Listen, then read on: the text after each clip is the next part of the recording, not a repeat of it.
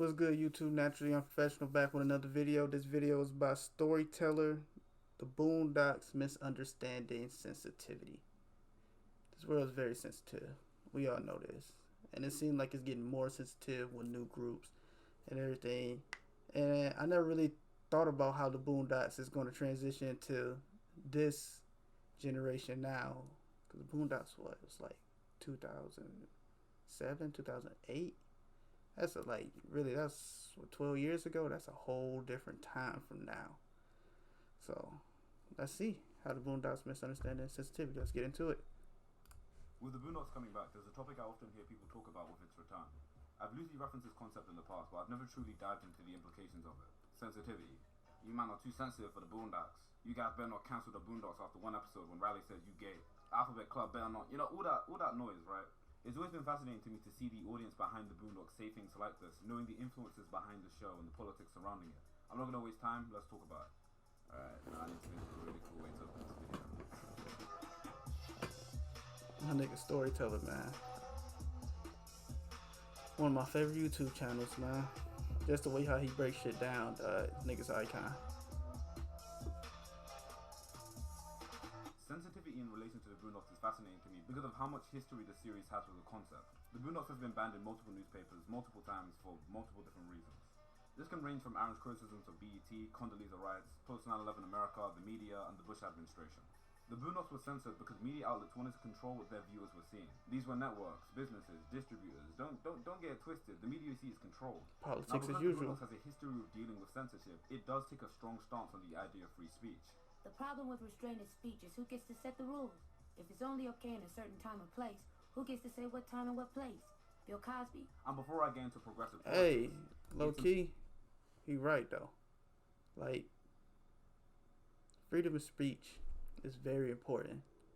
First off, speech is one of the most powerful things in the whole world. Communication, being able to understand the other person, that is necessary in life. If I am next, or if I live next door to a racist, I want to know that he is racist. He's not going to blatantly come out to me and say, I hate niggers. No, he's not going to do that. But he's going to show you that in his action. You go hear how he speaks when he's with his people. That freedom of speech. Once you quiet people down, you putting them back in the shelter and they hiding away from you. I want to know people's intentions. I want to know how they act. I want to know who they are. And what do they see me as? If you're racist, be racist. So we can handle that accordingly. But don't hush somebody down so they can go hide and plot behind you. Plot behind your back. That's not cool, man. You will never know who somebody is if they quiet. You know what I'm saying? You gotta let people get their shit off, man. It's important to know that I'm a believer in free speech. In the words of Carl Jones, if we didn't have free speech, you wouldn't know anyone. Even when it comes to racism, nigga Tuesday. Like, if I'm living next door to the Grand Dragon of the Ku Klux Klan, I'd like to know that. That's for real though. You know what I'm saying? Like I said, if I'm living next door to a nigga, I need to know that. You wouldn't know who anybody is. At a certain point, like, we're gonna have all of this stuff is gonna hit the fan anyway. Mm-hmm. So we might as well let people be who they are and say what they really think and feel, and at least it puts it out on the table so it can be talked about. Handle that accordingly, my nigga. Free speech is important because it encourages honesty. And we can't begin to address problems if we don't allow people the ability to be honest, even if what's being said is stupid. For example, someone can be free to say the sky is green, but since we all know it's blue, it doesn't matter. Yo, I got the window open, dog. That shit was moving. Like, this whole wall is about to get lit up. You hear it?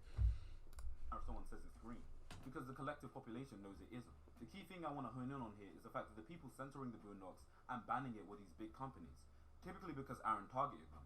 Think about it. Think about every banned Boondocks episode. The BET episodes were banned because they targeted an entire network. The Tyler Perry episode was banned because, look at his empire. Turner Productions probably got shook. And in the comic strip, it's just straight up politicians. But at no point has any marginalized group cancelled the Boondocks, got it banned, or even taken off the air. So I'm going to start by knocking down the flawed argument that any marginalized group has the power to get the Boondocks to stop airing. Because it's conflating these big mass media corporations with a couple of individuals that just want their right to be treated as human beings. That's a big jump. But sensitivity is often referring to people getting offended at the material of the Boondocks. This generation is too sensitive. But that's always kind of been happening. And to be fair, Riley was a big reason. Mean mugging mirrors, attacking people, trying to look hard. people were mad, basically calling into talk shows, basically just to talk shit. As I read it, and I sort of felt kind of offended, and I said, I need to know what is the message that the person who produces this particular script, what is the message that he or she is trying to get across? To see this one, and it's always so serious, and it's kind of like, it's a serious topic. I don't know, offending. And that was a one of these niggas was mean, man. In reading the bio on you, I could pick out just by the bio on you that you was the typical race pimp who used the victimology type style in your comic strip, and also there was laden with guilt-ridden styles also. Yo, race pimp? Man, you out of pocket, man. Don't call nobody no damn race pimp. Like, we seen the Boondocks. Obviously, Aaron's not a race pimp.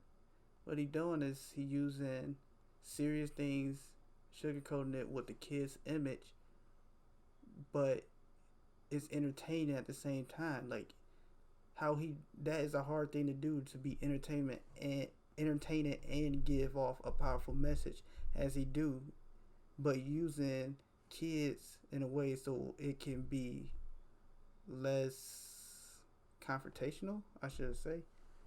But calling him a race pimp is one thing. Look, if you don't get the shit, you don't get it. There's no problem with you not getting it. It's not meant for everybody to get. If you want to understand, ask questions, but don't throw no insults for some shit that you don't understand. Like, that's just disrespectful all the way to call somebody a race pimp, my guy. You out of pocket, my man. And I don't even know how he sat right there and kept his cool, because I would have straight up lost my shit. For real. Pause the video. Pause. Okay, cool. I was in the middle of editing, and I heard, like, the random ambiguous Negro just came and called in clutch just to say, I could tell you was a race pimp from jump. Out of pocket. I don't know how Aaron kept his cool. Much respect. I would have lost my shit. I would like you to do this kind of a comic strip. Now my question is this. What? Since you're coming from a left-wing angle in your comic strip, straight out of pocket, man. Random nigga, unknown Negro. We don't know who this guy is. Just came and called in to say, yeah, I can tell you was a race pimp from your bio. Why don't you put your shit in some black-only papers? What? I would have lost my shit. For real, though. Oh, man. I mean, comparatively speaking, you don't think these people are a bit sensitive? People have always been offended by the Boondocks for a range of different reasons.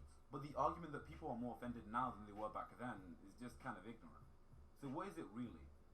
A lot of it is just thinly veiled bigotry. The same type of monster drink having South Park fans that are more interested in seeing how offensive media can be as opposed to recognizing the satire within the show. Let's keep it real, that show is just for edgy white people. It's usually said by people more interested in getting people mad than the actual satire is presenting. Riley was conceptually founded on how easily influenced black youth can be to the media they associate with. It's a mirror for what the lifestyle sells black children. I gotta be hard, I gotta get money, ride with my niggas, no holds allowed. You know, that kind of energy. So anyone retarded, really man. That shit's retarded. retarded. Is already a bit of a clown. But I do get why historically black people have such a complicated relationship with things like homosexuality. The white man strikes back. Homosexuality has always been associated with emasculation in terms of black people. Back in the days of slavery, as an act of power, white slave owners would often rape black men as a demonstration of power. No heads or tails about it. This was fucked up. Another more recent example of this is generally the media. Back in the day, there was almost this concentrated effort to emasculate black men in the media. This ranges from presenting them as homosexual to putting them in dresses and so on and so forth. Think Geordie from Star Trek. To a degree. Like when I connect dots that maybe shouldn't be connected, I don't know. But certain dots, like when I see that they put every black man in the movies in a dress at some point in their career, I'll be connecting them down like, wow, all these brothers gotta wear a dress. That's happened to me. All these things, among many others, are products of white supremacy. So when we've been sold this idea that homosexuality is a tool of emasculation, as a constantly oppressed group of people who are always trying to empower ourselves, think the Black Panther Party, the Civil Rights Era, 5% Nation, Marcus Garvey. What reason do black people, historically, have to want to associate themselves with something typically associated with emasculation? You couple that with religion, I don't think it's any wonder why there's this stigma against homosexuality in black communities in the first place. It's not right, but I understand why it exists.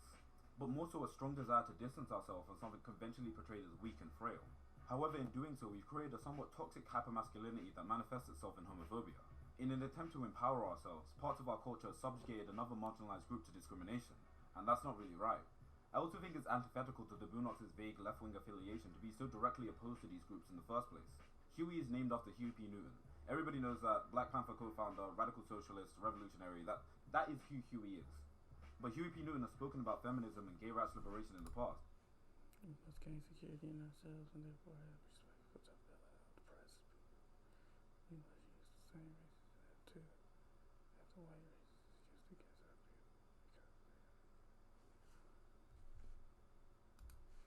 And openly spoken about why we need to support their struggles. Huey I find P. it so ironic, right? You got all these niggas in Huey profile pictures going, yeah, I'm Huey. Yeah, because you sit in the corner of the room scowling thinking you're better than everyone. You man a clown, sit down, man. Also, another thing, right? Before I go on, Riley has funnier jokes. Like, there's no... How do I word this? Nigga, you gay is a funny joke in context. But in isolation, that's some playground shit. I can think of 3 funnier Riley jokes basically right now. What are we gonna do, Riley? Kick them out on the street? Hell yeah. What's wrong with the street? Now, hey, why don't you call social services and turn yourself in for child abuse? No, man, he made up Catcher Freeman. Shoot, he probably made up this whole slavery thing. What nigga you know gonna work all day in a hot field for no paper? That was free. If you find nigga you gay funnier than that, then I'm sorry. But that's the beautifulness of the two brothers and Jasmine. Like, they play off of each other. Like, you got Huey as the rebel, and then you got Riley as the, modern day child that's been influenced by music, what he see on TV. You know, I think he said it earlier. And then you got Jasmine, the innocence, with the facing the duality between being white and black. No, confused on whose side she sides with the most, and don't really understand her place in the world. They are just, like I said, it's entertaining, it has a powerful message and related and less confrontational. Like, this is fucking hard to do. So for him to call him a race pimp, like, you out of pocket, my nigga.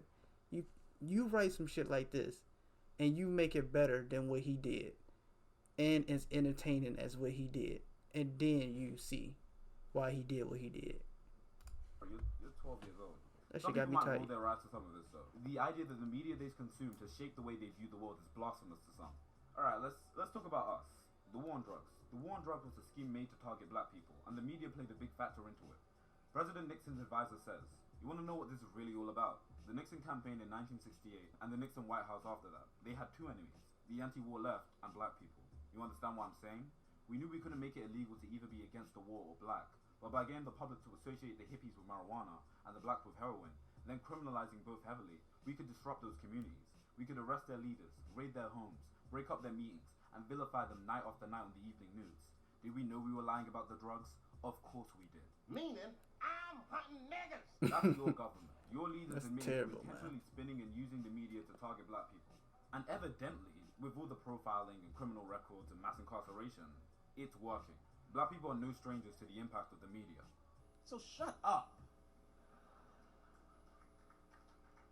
You are an idiot who has been raised by advertising since you were 2.5 years old.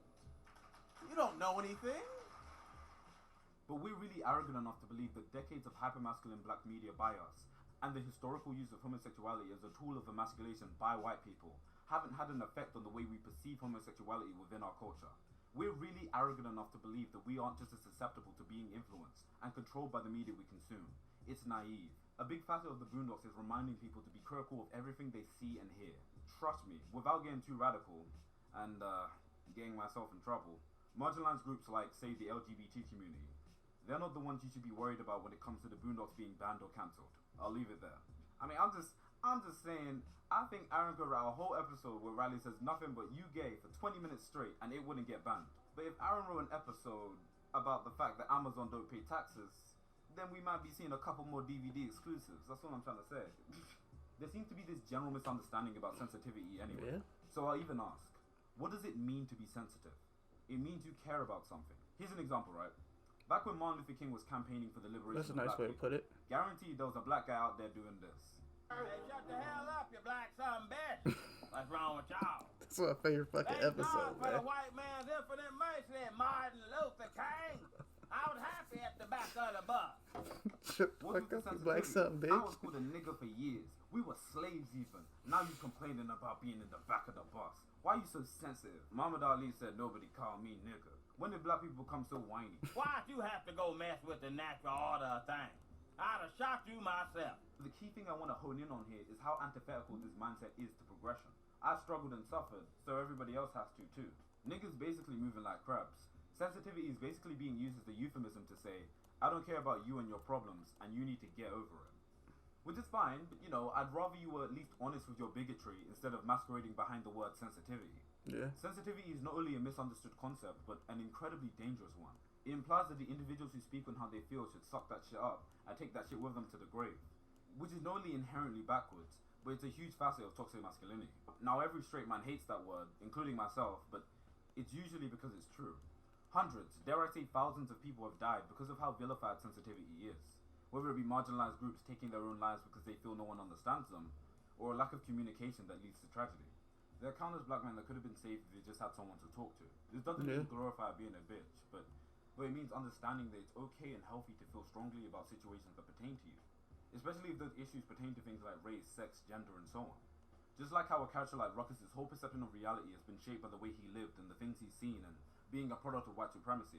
Like how a character like him would view progressive politics as sensitive and the things black people are enduring to be trivial. It's pretty much the same way I view a bunch of Boondocks fans clamoring for the return of the show because they view progressive politics as sensitive and the things these marginalized groups are going through to be trivial. Your Uncle Ruckus, defending the status quo instead of being critical of the world around you for the sake of these people. Surely we want white people to be sympathetic of our struggles, so what essence is there in being hypocritical? We stand to gain nothing. So many of the evils and problems we face in this world are because arrogant people try to infringe on people's rights to do things that have no effect on anyone else. Abortion, a bunch of people getting involved with a woman and her pregnancy. Drugs, a bunch of people policing what you're allowed to put in your body because the government can't make money from it yet. Being black, a bunch of people shooting you because of the color of your skin. The list is endless. A lot of the problems in this world would be solved if we didn't feel the need to involve ourselves with things that don't concern us and aren't hurting anyone. I understand it. We've been raised on so much edgy humor. I love Chris Rock. I love Dave Chappelle. I love Richard Pryor, Eddie Murphy. And in spite of the rampant homophobia in some sections of it, I love old school hip hop. Listen, I like Dave Chappelle's Sticks and Stones Netflix special, but I'm not going to vilify and laugh at transgender communities if they find it offensive. Yeah. Because I'm not a member of the transgender community. I'm not a member of the gay community. So who am I to speak for them? And similarly, who am I to deprive them of their right to be offended by the material? Even though I haven't encountered anyone in the LGBT community advocating for the Boondocks to be cancelled, and let's be honest, you haven't either. If a situation arose where they viewed the Boondocks as problematic, my first instinct wouldn't be to laugh at their perspective because that's ultimately dismissive. And I wouldn't want to be in a situation where there was a problematic white show and white people laughed at me for being offended by the material. I'm not really interested in living my life as a hypocrite. And just because I've been raised in the world where this humor is the norm, doesn't mean it isn't susceptible to criticism. I have no interest in defending the status quo just because it's always been my reality. It's pretty backwards. And if I did, I wouldn't be able to view myself as any better than a character like Ruckus. I can't stress enough that the main character of the show is a radical leftist. Riley is a satire on contemporary black culture and the negative impact it has on children. Finding security in him just demonstrates a sheer lack of awareness. Free speech is an incredibly important aspect of the Boondocks, but also in our day-to-day lives. The Boondocks was never just about Aaron beating you over the head with his opinion. I have my own set of political ideologies. Sometimes the strip and the characters that are speaking reflect those, and sometimes they don't. I'm more interested in the debate which arises from what I write. The Boondocks is about It's like, isn't that the beauty of art? A person expressing how they feel, all in all, and then putting it in a way that people can relate, gravitate to, start a conversation. Like, that's the beauty of art. And if it's starting conversations, people can relate to it, people enjoy watching it, don't that make it great art? It ain't just for him, it's for the world. Like, I'm watching a YouTube video based off what he created. And a man breaking down like the depth and the layers of this episode.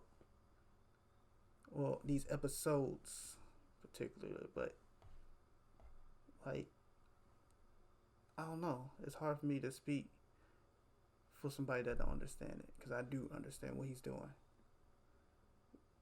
But yeah, the world is sensitive, and I get what he's saying.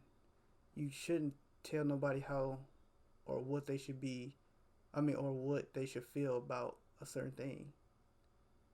Everybody's sensitive about something, you know.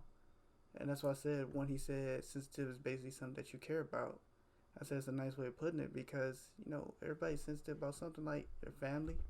You won't tolerate no shit towards your family. Some people sensitive about their self. They won't tolerate no disrespect. Possessions. It's like everybody's sensitive about something. It's just, I think sensitive is getting out of control when you try to force somebody to feel the way you feel. Somebody don't get you, cool. Go talk to somebody else. There's therapists out here that you can talk to, express yourself to, and men in particular should do a lot. Black men in particular should do it a lot, because, you know, we have a lot of slave mentality. Like he said, going back into slavery days, white people used to rape black men just to emasculate them. They're doing it now. Like Dave Chappelle said, why do every black man has to be in a dress? Why are they promoting more gay black men than anybody else on TV? Why? Why are gay black men so successful than regular black men? Why are they trying to program our kids to be that way?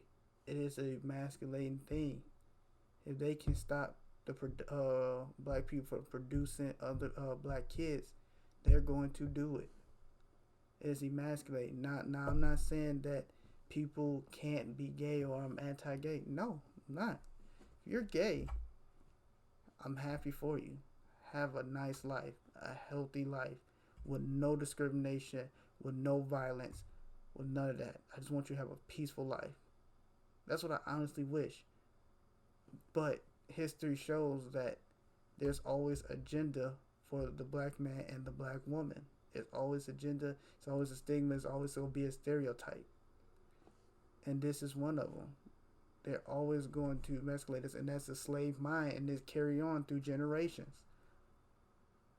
And you know why it's carry on through generations? Because we're not communicating those feelings. We're not talking about those feelings. Like I said, speech is one of the most powerful things. You have to express yourself and get all this bottled up emotion out, or you just gonna fucking lose your shit. For real, man. That's real spill. Conversation it brings forth, meaning the show needs to be free to show varying perspectives and satirize them, and people need to be free to engage with that however way they want, free to be offended, free to be sensitive, and free to be honest enough to have that conversation in the first place. And if you're mad at that, if you're mad at the implication that people have always been sensitive, that it's misguided and bigoted to wish for the show to return just to piss off a marginalized group of people, that if you're making comments like this that you're kind of stupid and missing the point of the show, well, I guess you're just a bit sensitive, aren't you? Best way to put it, man. Like, we gotta stop judging people, man. If somebody feel that some type of way, man, just stop. It's just that simple. Somebody feels uncomfortable and you doing some shit that's making them uncomfortable, dog, just respect them, man. It don't take that much effort. You ain't got to talk about them. You ain't got to do nothing. If you don't like them, you ain't got to fuck with them no more. You ain't got to talk to them. Like, this world is getting, man, this shit getting too out of control, man. But that's it for this video, man. Like, comment, subscribe. See you on the next one.